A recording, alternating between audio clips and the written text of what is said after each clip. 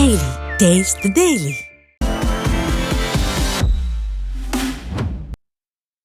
கடலூர் மாவட்டம் திட்டக்குடி அருகே தங்களின் வாழ்வாதாரமான வீடுகளை காப்பாற்ற நடவடிக்கை எடுக்க வேண்டும் என அதிமுக சட்டமன்ற உறுப்பினர் அருண்மொழி தேவனிடம் மக்கள் கோரிக்கை வைத்தனர். இளமங்கலம் பகுதியில் பட்டியல் இன மக்கள் பல தலைமுறைகளாக வாழ்ந்து வரும் வீடுகளை அகற்றும் நடவடிக்கையில் ஸ்டாலின் அரசு ஈடுபட்டுள்ளது.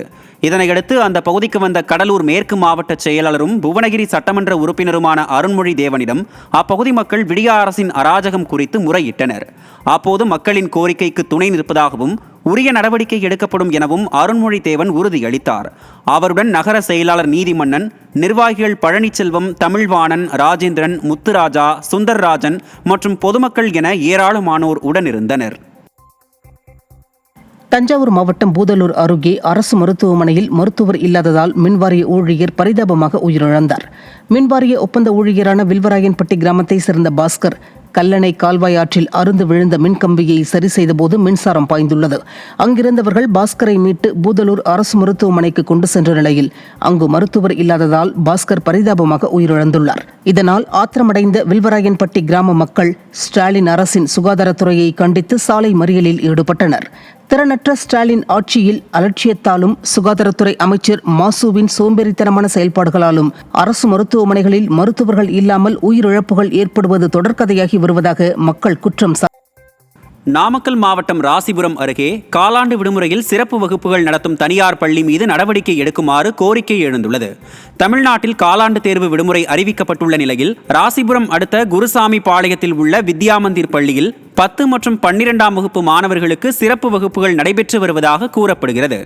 செயலற்ற ஸ்டாலின் ஆட்சியில் பள்ளிக்கல்வித்துறை கும்பகர்ண தூக்கத்தில் இருப்பதால் விடுமுறை தினத்தில் இதுபோன்ற பள்ளிகள் இயங்குவதாக பொதுமக்கள் வேதனை தெரிவித்தனர். திண்டுக்கல் மாவட்டம் கொடைக்கானலில் சாலையில் மரம் சாய்ந்து விழுந்ததால் அப்பகுதியில் போக்குவரத்து பாதிக்கப்பட்டது. கொடைக்கானலில் இருந்து பூம்பாறை செல்லும் பிரதான சாலையில் கிருஷ்ணன் கோவில் அருகே சாலையின் குறுக்கே மரம் சாய்ந்து விழுந்தது. இதனால் அப்பகுதியில் போக்குவரத்து பாதிப்பு ஏற்பட்டு சாலையின் இரு பகுதிகளிலும் வாகனங்கள் வெகு நேரமாக காத்திருக்கும் அவல நிலை ஏற்பட்டது. மேலும் சாய்ந்த மரத்தை அகற்ற அதிகாரிகள் வராத நிலையில் பொதுமக்களே மரத்தை அப்புறப்படுத்தினர். நிர்வாக திறனற்ற ஸ்டாலின் ஆட்சியில் சாலையில் விழுந்த மரங்களை கூட அகற்றாமல் அதிகாரிகள் கும்பகர்ண தூக்கத்தில் இருப்பதாக பொதுமக்கள் விமர்சித்துள்ளனர்.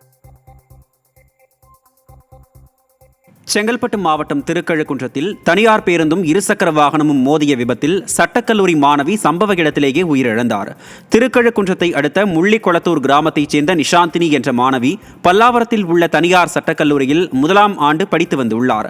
வழக்கம் போல் கல்லூரிக்கு இருசக்கர வாகனத்தில் புறப்பட்ட மாணவி திருக்கழுக்குன்றம் வட்டார வளர்ச்சி அலுவலகம் அருகே வளைவில் திரும்பிய போது எதிரே வந்த பேருந்து மோதியதில் தலையில் பலத்த காயமடைந்து சம்பவ இடத்திலேயே உயிரிழந்தார்.